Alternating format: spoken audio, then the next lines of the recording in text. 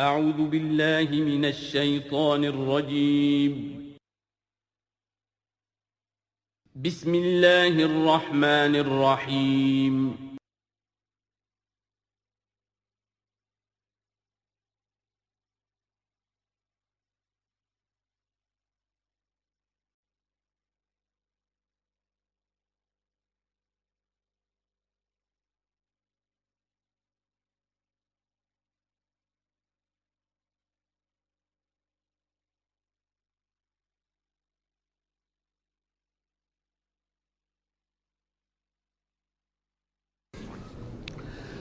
اعوذ باللہ من الشیطان الرجیم بسم اللہ الرحمن الرحیم اقرأ بسم ربک الذی خلق خلق الانسان من علق اقرأ وربک الاکرم الذی علم بالقلم علم الانسان ما لم يعلم صدق اللہ العظیم رب اشرح لی صدری ویسر لی امری واحلل عقدۃ من لسانی یفقہوا قولی۔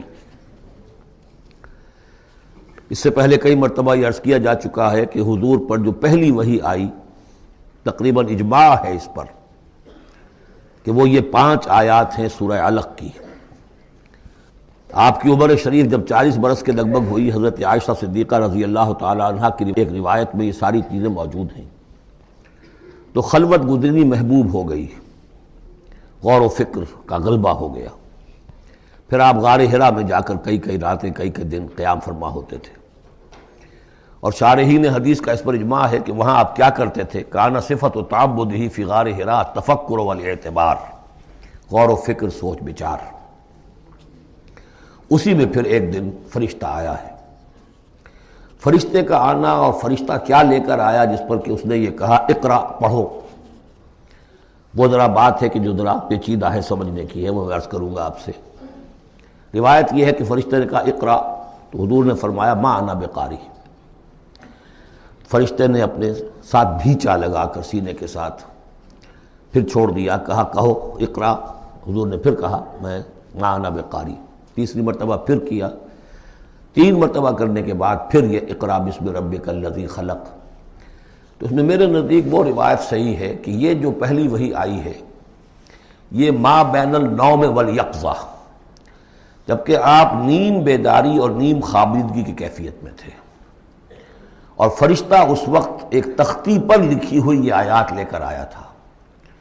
ورنہ ظاہر بات ہے کہ آدمی پڑھا ہوا نہ ہو تب بھی اسی کی اپنی زبان میں کہا جا رہا ہو کہ یوں کہو، تو وہ تو کہنا مشکل نہیں تھا۔ 40 برس کی عمر تھی آپ کی، کوئی آپ بچے تو نہیں تھے، کوئی شے تھی کہ جس کو پڑھنا تھا۔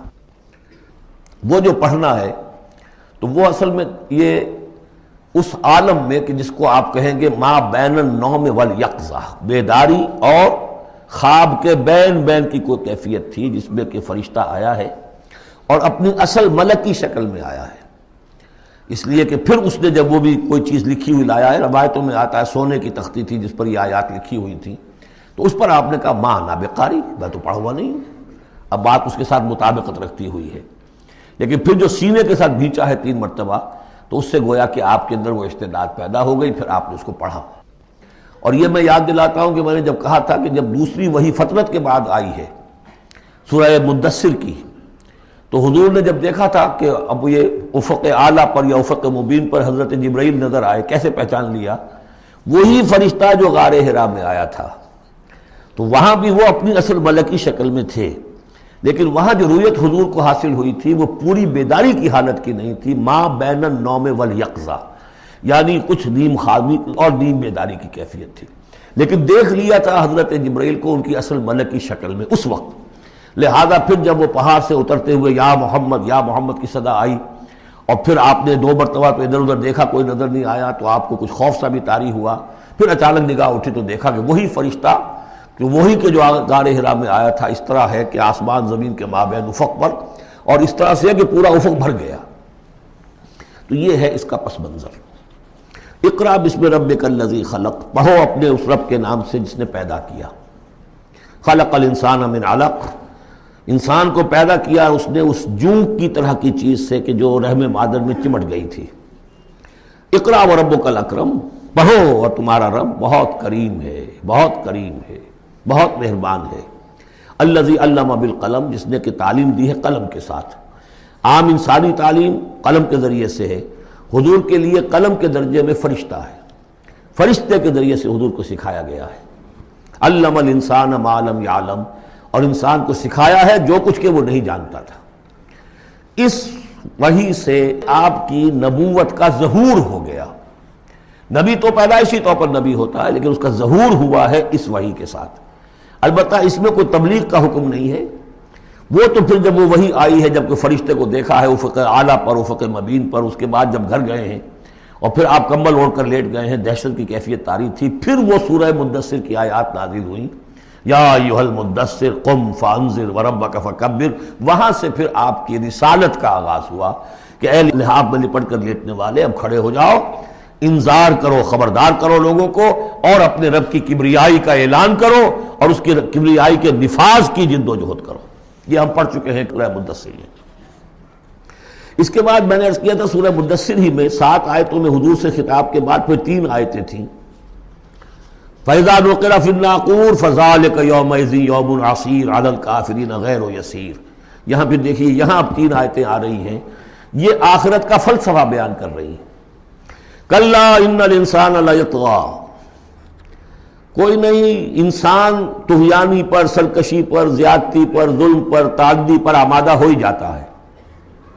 کیوں ہو جاتا ہے؟ وہی حساس اور ذہین آدمی جو بیٹھا غور کر رہا ہے کہ یہ کیا ہو رہا ہے معاشرے میں، کیوں ظلم ہو رہا ہے، کیوں تعدی ہو رہی ہے، کیوں غلط روی لوگوں نے اختیار کی ہے، ہو جاتا ہے انسان۔ کیوں ہو جاتا ہے؟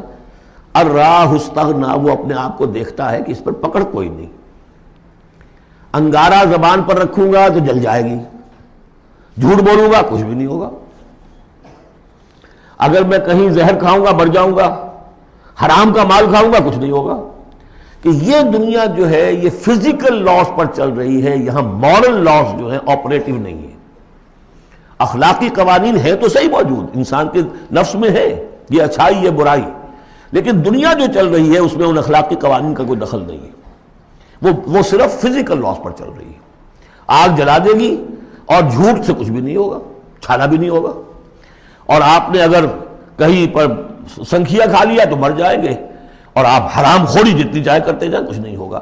یہ جو ہے کہ moral law is not operative, جبکہ فزیکل لا آپریٹو ہے، اس وجہ سے انسان جو ہے سرکشی پر، تعدی پر آمادہ ہو جاتا ہے۔ اب اس کا علاج کیا ہے؟ ان الی ربک الرجعی، یہ عقیدہ کہ تمہیں اپنے رب کی طرف لوٹ کر جانا ہے، حساب کتاب ہوگا، جواب دہی ہوگی۔ یہ یقین اگر دل میں بیٹھ جائے تو سیلف سینسر ہو جائے گا اس کے اپنے اندر، کوئی کام ایسا نہ کروں جس کی جواب دہی نہ کر سکوں، جانا ہے۔ گویا کہ حل جو ہے اس پورے معاملے کا، کسی معاشرے میں اخلاقی زوال آ چکا ہو تو صرف ایک ہے، اور وہ ہے آخرت کا یقین اگر ہوگا کہ ہر چیز کی جواب دہی ہوگی، حساب کتاب ہوگا۔ جس نے کوئی ذرے کے ہم بدل نیکی کمائی ہوگی وہ اس کو موجود پائے گا، اور ذرے کے ہم بدل بدی کمائی ہوگی، فَمَنْ يَعْمَلْ مِثْقَالَ ذَرَّةٍ خَيْرًا يَرَهُ وَمَنْ يَعْمَلْ مِثْقَالَ ذَرَّةٍ شَرًّا يَرَهُ۔ جب تک یہ نہیں ہوگا، واقعہ یہ ہے کہ انسان جو ہے ظلم، تعدی، جہاں کہیں بھی ہاتھ پڑ سکتا ہے کوئی نہ کوئی غلط حرکت کرے گا۔ اب اس کے بعد تیسرا حصہ وہاں تھا ولید بن مغیرہ سے متعلق، اور یہاں تیسرا حصہ جو ہے وہ متعلق ہے ابو جہل کے۔ ارایت الذی ینہا، کیا تم نے دیکھا اس شخص کو کہ جو روکتا ہے، عبدا اذا صلی، ہمارے ایک بندے کو جبکہ وہ نماز پڑھتا ہے۔ یہ کچھ ظلم اور زیادتی ہوئی ہے 2 مختلف مراحل پر۔ 2 واقعات تو ہمیں ایسے ملتے ہیں کہ حضور کو نماز سے روکا گیا اور آپ کو ایذا پہنچائی گئی اور کوئی غیر معمولی واقعہ نہیں ہوا۔ ایک مرتبہ حضور صلی اللہ علیہ وسلم سجدے میں تھے تو بیٹھے ہوئے تھے دور پہ کچھ وہ ابو جہل اور اس کے ساتھی، انہوں نے کہا کہ کوئی ہے ذرا جو فلاں جگہ پر اونٹ ذبح ہوا، اس کی اوجڑی پڑی ہوئی ہے، وہ اوجڑی لا کے محمد کی گردن پہ رکھ دو جب یہ سجدے میں جائے۔ تو حضور سجدے میں گئے تو وہ اوجڑی لا کے، اونٹ کی اوجڑی بری ہوئی وہ لا کے رکھ دی، تو آپ سر نہیں اٹھا پا رہے تھے۔ پھر حضرت فاطمہ کو معلوم ہوا، وہ آئی ہیں دوڑتی ہوئی، پھر انہوں نے وہاں سے اس کو ہٹایا ہے، اور تو اس وقت ایک زیادتی یہ کی گئی، اس وقت کوئی غیر معمولی واقعہ نہیں ہوا، یعنی کہیں اللہ تعالیٰ نے پکڑا نہیں اسے۔ ایک موقع پر یہ ہے کہ حضور نماز پڑھ رہے تھے تو وہ آیا، اس نے آپ کی گردن کے اندر چادر ڈال کر اس کا ایک پھندا سا بنا کے کھینچا کہ آپ کی آنکھیں ابل پڑی۔ لیکن تیسرا واقعہ آتا ہے کہ ایک موقع پر حضور صلی اللہ علیہ وسلم نماز پڑھ رہے تھے تو اس نے ڈانٹا اور کہا کہ محمد میں نے تمہیں منع کیا مت نماز یہاں پڑھا کیا کرو، اور وہ پھر آگے بڑھا کوئی اقدام کرنے کے لیے پھر پیچھے ہٹ گیا۔ لوگوں نے کہا کیا ہوا؟ تو کہا کہ مجھے اپنے اور محمد کے درمیان ایک کھائی نظر آئی جس میں کوئی پروں والی مخلوق تھی اور وہ میری تکہ بوٹی کرنے کو تیار تھی. اس سے خوف کھا کر وہ پیچھے ہٹ گیا. تو مجھے جہاں تک محسوس ہوتا ہے وہ یہ ہے کہ جب تک تو حضور کو ابو طالب کی پروٹیکشن حاصل تھی اس وقت تک کا معاملہ تو پہلے دو واقعات ہیں. لیکن پھر جب آپ آئے ہیں اور طائف سے واپس آئے ہیں اور اللہ تعالیٰ کی طرف سے خصوصی پروٹیکشن آپ کو ملی ہے، اس کے بعد کا واقعہ وہ ہے کہ جس کا کہ یہاں تذکرہ ہو رہا ہے. ارأیت الذی ینہا، کیا تم نے دیکھا اس شخص کو جو روکتا ہے عبدن ہمارے ایک بندے کو اذا صلی، جبکہ وہ نماز پڑھتا ہے. ارأیت ان کان علی الہدی، کیا تم نے غور کیا اگر وہ شخص ہوتا ہدایت پر، یہی ابو جہل ہدایت کے راستے پر کاربند ہوتا. او ہمارا بالتقوی، یہ ہمت والا آدمی ہے، جرت والا آدمی ہے، بخیل نہیں تھا. اس نے یہی کہا تھا کہ بنی ہاشم نے اگر لوگوں کو غریبوں کو کھانے کھلائے ہم نے ان سے بڑھ کر کھلائے، ابھی تک تو ہم کندھے سے کندھا ملا کر آ رہے. وہ بخیل نہیں تھا، پھر جری تھا، بہادر تھا، میدان جنگ میں گیا ہے، لیڈ کیا ہے لشکر کو اپنے. اور جب گردن کاٹنے لگے تھے تو کہتا تھا نیچے سے کاٹنا تاکہ نیزے کے اوپر چڑھاؤ گے تو معلوم ہو کہ اونچی گردن ہے کسی سردار کی گردن ہے. تو یہ چیزیں اس کے اندر تھیں، مرد میدان تھا. لیکن یہ ہے کہ وہ جو صدق بالحسنی والے معاملے پہ آ کے مار کھا گئے. لیکن یہ کہ اگر یہی شخص ایمان لے آیا ہوتا، ہدایت پر ہوتا، تقویٰ کی تعلیم دیتا، تو آپ سمجھیے پھر کیا ہوتا. گویا کہ ایک اور عمر فاروق مل گیا ہوتا اس امت کو. بالکل ان کی شخصیتوں کے اندر بڑا پیرلل انداز ہے. حضرت عمر بھی لڑنے بھڑنے والے آدمی، کشتیاں کرنے والے آدمی، ادھر سے جا رہے ہیں اس کو دھکا دے رہے ہیں، اس مزاج کے آدمی تھے. لیکن یہ کہ بہرحال ان میں وہ چیز موجود تھی کہ بخل نہیں اور بزدلی نہیں. ان دو چیزوں کے بعد جو ہے پھر یہ کہ تصدیق بالحسنی کے لیے اللہ تعالیٰ نے ایک راستہ کھول دیا ان کے لیے، تو ان کے وہ عمر فاروق بن گئے. اس لیے کہ دعا کی تھی محمد رسول اللہ نے. ارأیت ان کذب وتولی، کیا تم نے سوچا کہ اس نے جو جھٹلایا ہے اور منہ موڑ لیا ہے، الم یعلم بان اللہ یری، کیا یہ جانتا نہیں کہ اللہ دیکھ رہا ہے.